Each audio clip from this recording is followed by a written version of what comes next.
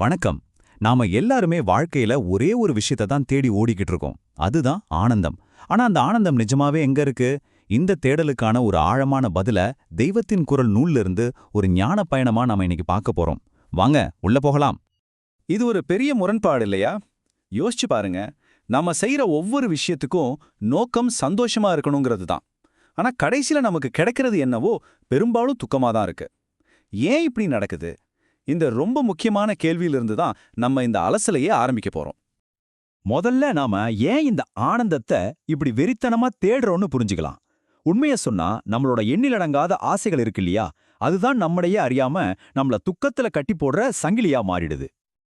இப்போ இத பாருங்க, நாம அறிவாளிங்க, பகுத்தறிவு இருக்குன்னு பெருமையா சொல்லிக்கிறோம். ஆனா பல நேரங்கள்ல நம்ம வாழ்க்கை எப்படி இருக்கு? சாப்பிடுறோம், சந்ததியை உருவாக்குறோம், அப்புறம் இறந்து போறோம், அவ்வளவுதான். மிருகங்களோட வாழ்க்கை வட்டமும் இதுதானே. அப்போ நம்மளோட இந்த உயர்ந்த அறிவோட உண்மையான நோக்கம் என்ன? இந்த வட்டத்தை விட்டு வெளியே வர்றது தானே. ஆனா நாம திரும்ப திரும்ப இதே வட்டத்துக்குள்ளே சுத்திட்டு இருக்கோம். ஏன்? சரி, இந்த வட்டத்துல நாம சிக்கிக்கிறதுக்கும் இந்த துக்கத்தை அனுபவிக்கிறதுக்கும் உண்மையான காரணம் என்னவா இருக்கும்? வாங்க அதை இப்போ பார்க்கலாம். இது புரிஞ்சுக்கிறதுக்கு இந்த ஸ்லைட்ல இருக்கிற கதை ஒரு சரியான உதாரணம். ஒரு அப்பா தன் பையனோட சண்டை போட்டு பிரிஞ்சிடுறாரு. கொஞ்ச நாள் கழிச்சு அந்த பையனுக்கு மனநோய் வந்துருச்சுன்னு கேள்விப்படுறாரு. அதை கேட்டதும் அவர் என்ன சொல்றாரு தெரியுமா? நல்ல வேளை, அவனை பிடிச்சிருந்த பில்லி சூனியும் அவனையே திருப்பி அடிச்சிருச்சுன்னு சந்தோஷப்படுறாரு. இங்க நாம கவனிக்க வேண்டிய முக்கியமான விஷயம் ஒன்னு இருக்கு. பையனோட துயரம் அதேதான், அது மாறல. ஆனா என் பையங்கிற அந்த பந்தம் மருந்ததும் அப்பாவோட துக்கம் சந்தோஷமா மாறிடுச்சு. அப்போ இதுல இருந்து என்ன தெரியுது? துக்கம் வெளியே நடக்கிற விஷயத்துல இல்ல, நான் என்னுடையதுன்னு நாம வச்சிருக்கிற பந்தத்துல தான் இருக்கு. அப்போ ஒரு விஷயம் ரொம்ப தெளிவா புரியுது. நாம சந்தோஷத்தை பணத்துல, பொருள்ல, உறவுகள்னு வெளியே தேடிக்கிட்டு இருக்கோம். ஆனா இந்த நூல் என்ன சொல்லுதுன்னா, ஆனந்தத்தோட உண்மையான ஊற்று நமக்கு உள்ளே தான் இருக்குன்னு சொல்லுது. பாத்தீங்கன்னா, நம்மளோட உண்மையான இயல்பே ஆனந்தம்தான். ஆனா நாம என்ன பண்றோம்? அறியாமையால ஒரு வீடு, ஒரு காரு, இல்ல ஒரு உறவு மேல இது என்னுடையதுன்னு ஒரு பந்தத்தை வைக்கிறோம். அப்படி வச்ச உடனே அந்த ஆனந்தம் அந்த பொருள்ல இருந்து தான் வருதுன்னு தப்பா நினைக்கிறோம். அதனால அந்த பந்தம் விலகும்போது நம்ம ஆனந்தமும் போயிடுச்சுன்னு நாமளே நம்பி வருத்தப்படுறோம். ஆனா அது உண்மையே இல்ல. சரி, அப்போ நமக்குள்ள இருக்கிற அந்த ஆனந்தத்தோட வடிவம் என்ன? அது எப்படிப்பட்டது? அது ஒரு ரொம்ப அழகான உருவகத்தோட இந்த நூல் விளக்குது. நம்மளோட உண்மையான இயல்பே ஒரு ஆனந்த ஜோதின்னா, அது ஏன் நமக்கு எப்பவுமே தெரிய மாட்டேங்குது? ஏன் அது நமக்குள்ள மறைஞ்சிருக்கு? இதுக்கான பதில் ரொம்பவே சுவாரஸ்யமானது. இப்போ இந்த ஸ்லைட கொஞ்சம் பாருங்க.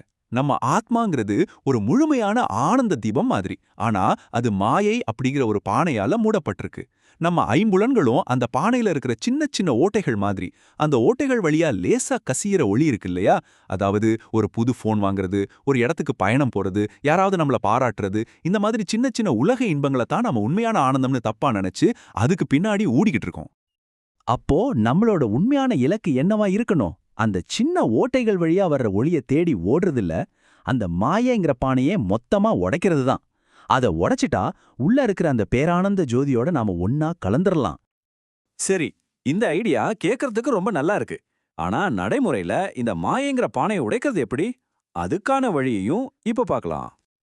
இதுக்கு ஒரு 3 படிநிலை இருக்கு. முதல்ல ஆசைகளை அடக்கணும். ஏன்னா ஆசைகள் இருக்கிற வரைக்கும் மனசு அலைபாஞ்சுக்கிட்டே இருக்கும். அதனால ரெண்டாவதா மனசை கட்டுப்படுத்தணும். மனசை ஒரு நிலைக்கு கொண்டு வந்துட்டா அந்த மாயங்கிற பானை தானாவே உடைஞ்சிரும்.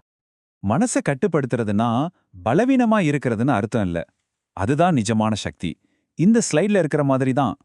பல வாய்க்கால்கள்ல சிதறி ஓடுற தண்ணிக்கு பெரிய சக்தி இருக்காது. ஆனா அதே தண்ணிய ஒரே இடத்துல அணை கட்டி தேக்கினா அது ஒரு மாபெரும் சக்தியா மாறுது இல்லையா? அதே மாதிரி தான் சிதறி போயிருக்கிற நம்ம மனசக்திய ஒருமுகப்படுத்தினா நமக்கு அளவற்ற அமைதியும் ஆற்றலும் கிடைக்கும். சரிதான். ஆனா இந்த ஆசைகளை எப்படி அடக்கிறது? மனசு எப்படி ஒருநிலைப்படுத்துறது அப்படின்னு கேட்டா, அதுக்கு கர்ம யோகம், பக்தி, தியானம்னு பல வழிகளை வேதங்கள் காட்டுதுன்னு இந்த நூல் சொல்லுது. அந்த பாதைகள் மனச ஒருமுகப்படுத்துறதுக்கு ரொம்பவே உதவும். ஆக மொத்தத்துல இந்த முழு பயணத்தையும் நாம சுருக்கமா பார்த்தா, இது புதுசா எதையோ தேடி போற பயணம் கிடையாது. ஏற்கனவே நம்ம கிட்ட இருக்கிற ஒன்ன ஒரு திரை போட்டு மறைச்சிருக்கு.